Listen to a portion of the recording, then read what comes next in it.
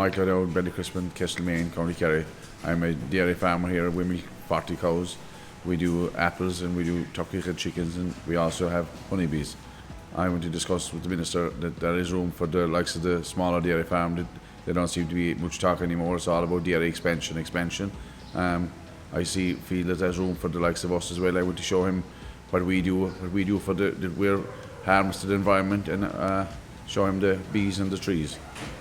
I'd like to discuss the future of the young farmers and the way that they're being treated, and most of these young these young farmers are going into dairy farms, and that they should be getting a bit of a biodiversity with going to other farms. There's beef, sheep, and there's cattle. There's all different types of farming. It shouldn't be orientated all down to the dairy farmers.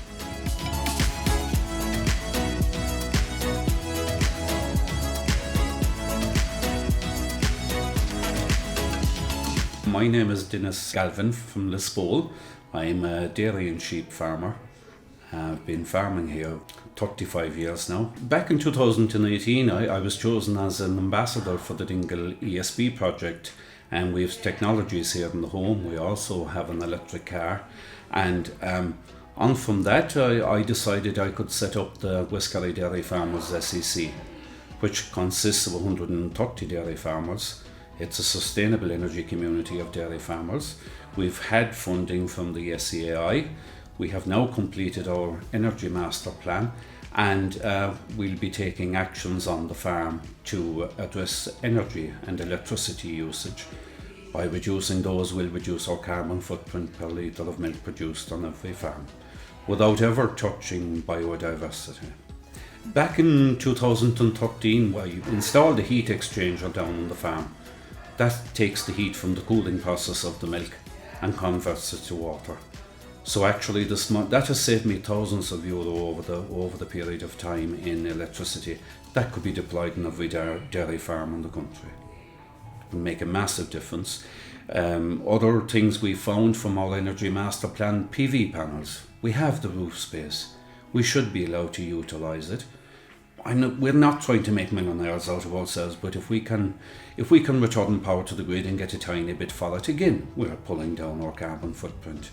And we're in an area back here that has a big demand for electricity, and will have going forward. If it can be created locally by the farming community, why not? I'm a dairy supplier to Kerry Agri, and Kerry, to sell their products abroad, have to be sustainable and to show that they're producing a green, sustainable product. I think technology is going to play a very big part in that, and so we will be deploying the technology. Yes, it will keep farmers on the land. We were at a Kerry Agri meeting the other day, and the average age of the milk supplier in Kerry is 58. That's very high. If it means a bit of technology will help to ease the burden on young guys, well, they love their apps and their phones, and they're into all these things nowadays, so I would imagine make a fierce difference. There's a lot of good work going on down in Kerry, and I'm interested, could we go further, apply it elsewhere? I'm learning about how we can get income into, cut down the costs. Difficult time, high fuel costs, not easy in farming.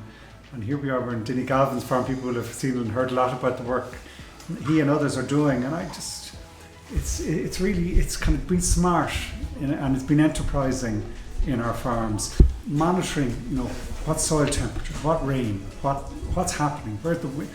And then when it comes to cooling here in a dairy farm, using heat recovery to be really efficient, to create hot water, help clean out the farm, could even heat the home. It's that kind of smart use of energy within a kind of really clever, enterprising form of farming is what I think is really interesting, and seeing, and it's the learning from each other and sharing knowledge and sharing practice. That's what's really interesting, what's happening in Dingle.